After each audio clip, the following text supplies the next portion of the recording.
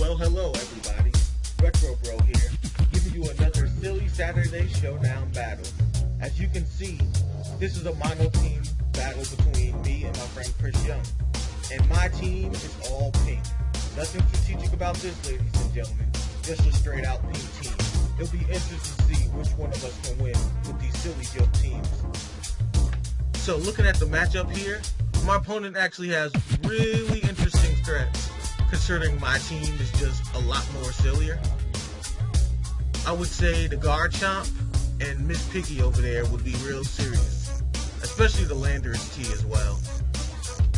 So I open up with Mew, thinking that I want to stealth rocks down. And I actually forgot that this thing could probably U-turn too, but luckily for me, he goes for the knockoff. So I get my rocks up and it's time to switch. I was thinking slacking in this case because I could use the water attack, but that was really actually a terrible move because, again, this thing probably could have a U-turn.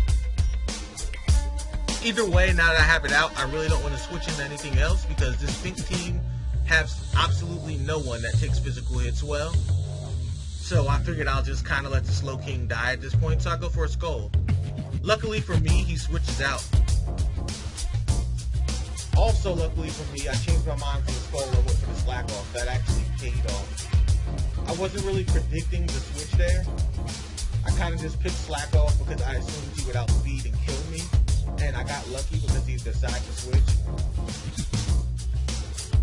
So his Dugtrio goes for Toxic and luckily misses, and I hit him with the Skull. Lately, I've actually been having quite a few matches where Toxic's been missing, and I've been wondering why. I was talking to Chris about that earlier, and he told me it's because Toxic has an accuracy of 90% now, which surprised me because in every game I've known and played, Toxic has always been 100%. But it's official, Toxic is actually 90% now.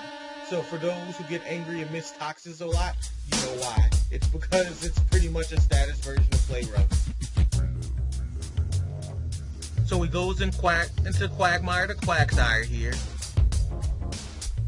And even though I can outbeat him out with the Skulls because I have the Toxic, I kind of want to switch out so I'm not taking too much damage.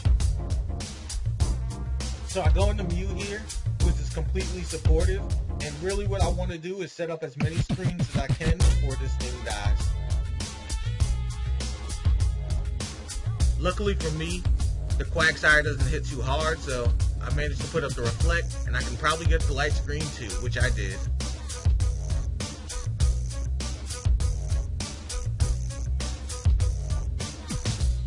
Who to go into, who to go into.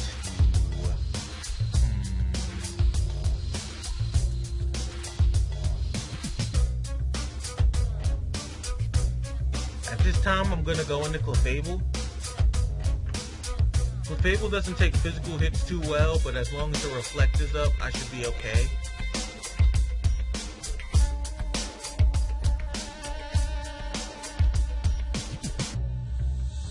I think I'm going to go ahead and go for a Moonblast, get some damage on this thing.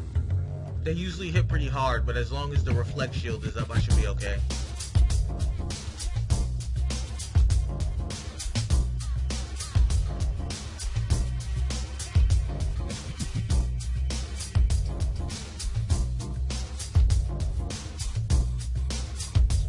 So he goes for the knockoff, which does absolutely nothing.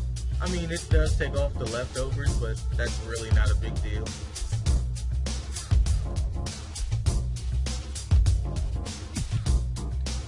Ooh, he got the flinch, and now the Reflect is down. Not good, because Clefable can do nothing without that screen. Not against that thing, anyway. Who to go into, who to go into. At this point, I put out my Blissey. I just want to throw a track on it and kind of troll it a little bit. But I'd really just have fun with it, kind of mess around with it. That Blissey was specifically made just because it's pink, it fits my pink team, and it was really trolling, so I thought it'd be fun for today.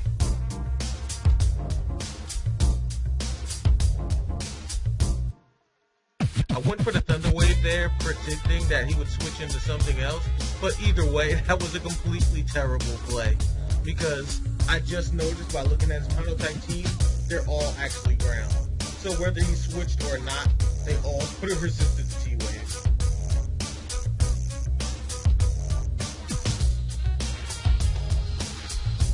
So I go into Wigglytuff here, which is going to be able to do absolutely nothing, but I figured I'd just sack it off because it really couldn't do anything on his team in this particular matchup. So I switch into my Slack King because he's physically defensive mixed with special defensive, so he's kind of hard body.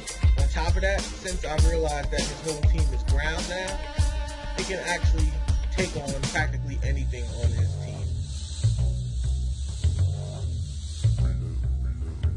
Probably with the exception of Landorus outspeeding and U-turning, because I think that it is choice scarfed, so there's always that.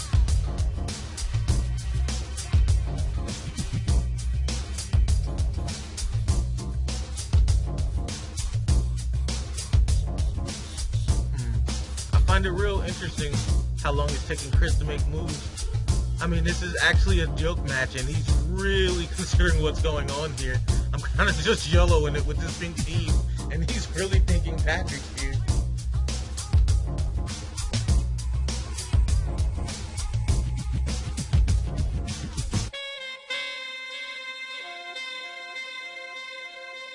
So he goes into the Garchomp. I really don't want to lose my Slack King just yet. So I'm going to need to put something in to sacrifice. Mew is pretty low on health and is burned, so it's perfect for death fodder right now.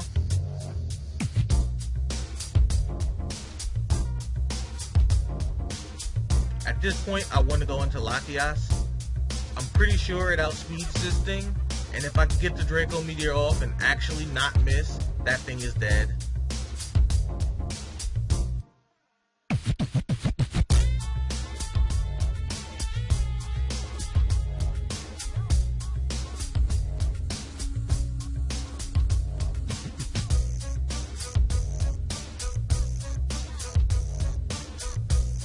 So I go into the Latios, and definitely Draco Meteor is what I want to use. Good thing I outsped and did not miss, so it went down. At this point, no matter what it puts out, the switch is obvious because I took a huge cut to my special attack, and I'm going to need this thing for later.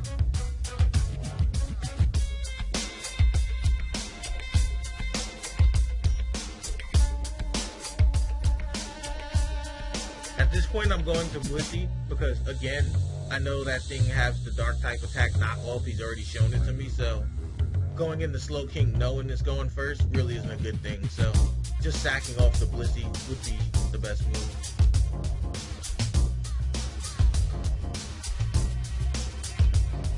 Luckily, he switches because I did go for the Ice Beam. Quagmire to Quagsire being water and ground is actually taking neutral damage from it. With a burn, that's actually pretty serious. And since it's burned, but it's a tank that can recover, I figured I'd troll it a little bit. Now it's attracted to me, and it's actually burned. I can play a couple of shenanigans a little bit before Blissey dies.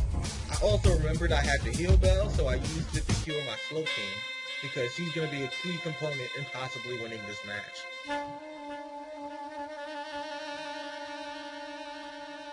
Well, that's interesting. He decided to toxic me. I have Heal Bell on, and he's burned, so I wouldn't understand why he would do that, but it's pretty interesting. So he makes the smart move and goes back into Landorus, and I'm pretty sure this is it for my Blissey. When that thing hits, it's done.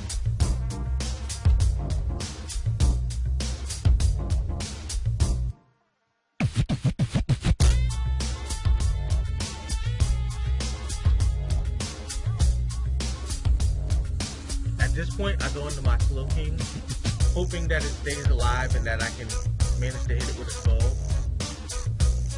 He switches out into his Quagmire to Quagsire, and it goes down due to the hit and the burn damage.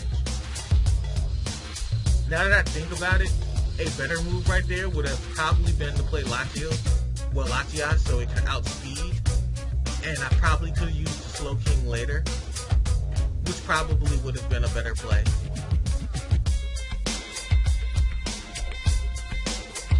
So at this point, I'm going to continue going for the Scald. If this thing lives a hit from Landorus, I'll be able to hit it. Or even the Nidoking, but either way, neither of them want this water attack, so Scald it is. And as you see here, this kind of complements what I said earlier as far as why I should have went with the Latios first instead of the Slow King, because in that scenario, had Latios been in instead of the Slow King, and then he chose to make the switch with Landorus, the switch into Nidoking would have been a Surf from Latios instead of a Skull from the Nidoking, and then it would have died instantly, and the Thunderbolt would have never hit the Slow King. Then, after this matchup, when the Latios died, I may have actually had a chance with the Slow King. Anyway, great game, Chris. It was a lot of fun and shenanigans and silliness. If you guys like these type of battles, please comment and let me know. So every Saturday we can possibly do something silly, like little joke battles like this with different people, of course. And if you guys like it, we'll try to do all types of crazy little silly fun sets like this. But as for now, I've been Retro Bro, signing out, and I hope you guys enjoy the rest of your Saturday.